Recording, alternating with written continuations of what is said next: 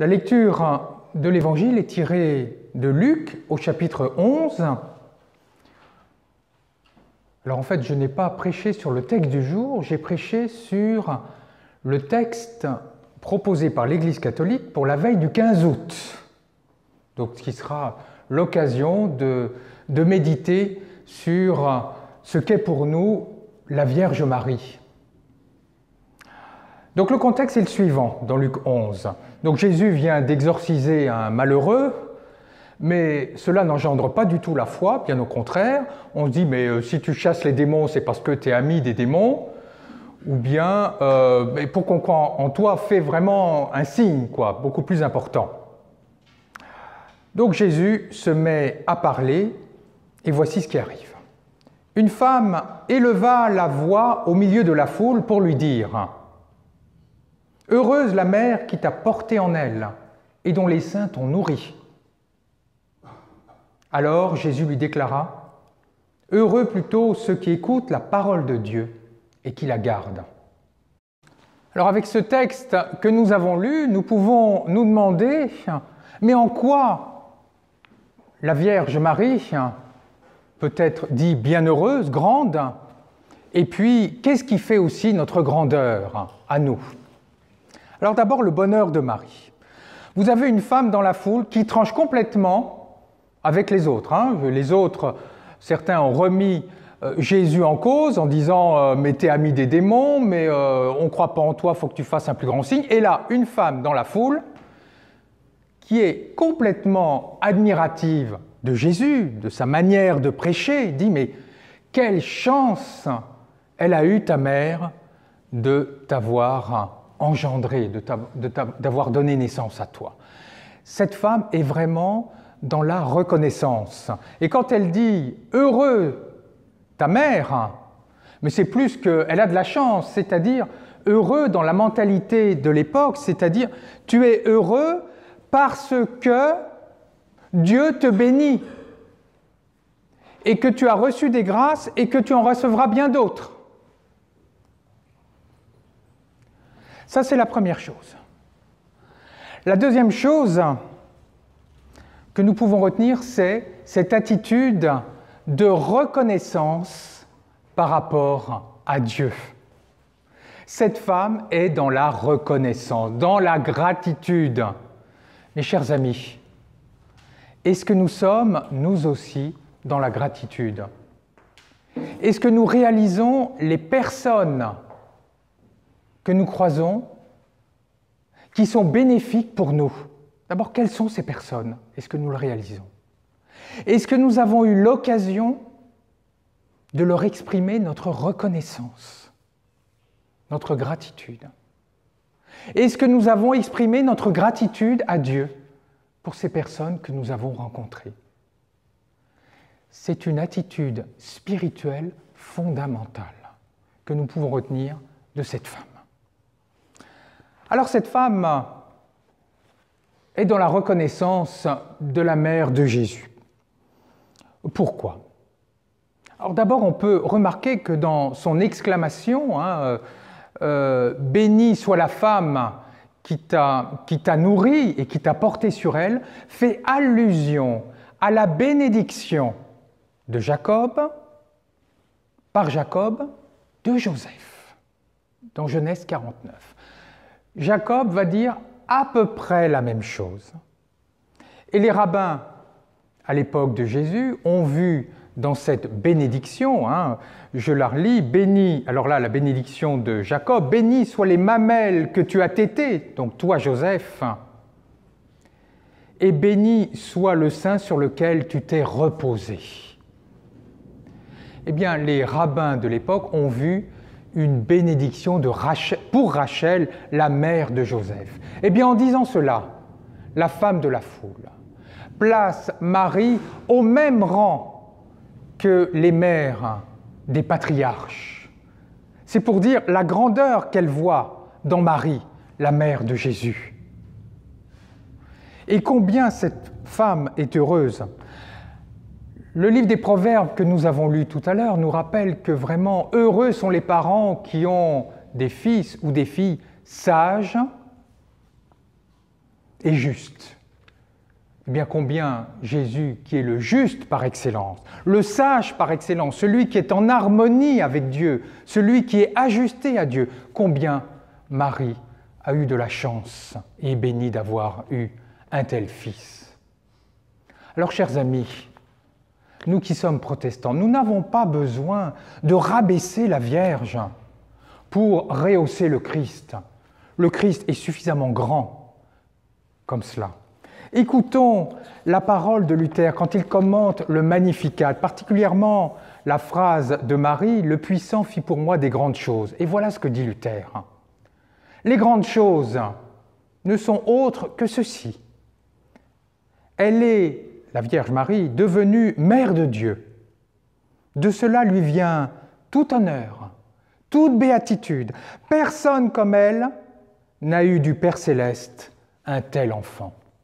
Oui, la grandeur de Marie vient du fait qu'elle a pu donner naissance au Christ, l'homme Dieu. Cela, personne autre qu'elle ne l'a fait. Donc, grandeur de Marie, parce qu'elle a donné naissance au Christ, l'homme Dieu. Mais cela, s'il n'y avait que cela, ce serait remarquable, mais je veux dire, cela ne changerait pas grand-chose dans nos vies spirituelles. Il y a plus grand. Oui, Marie est encore plus grande que cela, plus grande que le fait d'avoir engendré le Christ.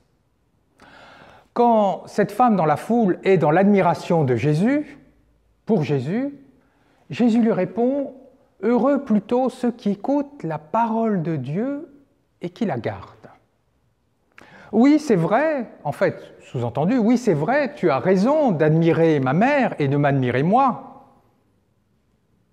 Mais en fait, il y a plus grand que cela. Il y a plus grand que le fait de m'admirer. Plus grand que le fait de m'admirer, c'est de garder ma parole. Et le verbe « garder » est un verbe très fort. C'est un verbe militaire. Juste avant, Jésus a dit une parabole avec un homme fort, bien armé, qui garde un palais contre ses ennemis, qui garde un palais. Il s'agit donc de garder la parole de Dieu, de garder notre maison spirituelle contre toutes les attaques. Et comment on peut le faire?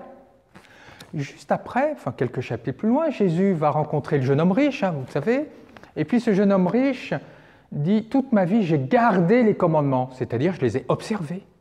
Eh bien voilà comment nous pouvons garder, protéger la parole de Dieu en nous, c'est en la mettant en pratique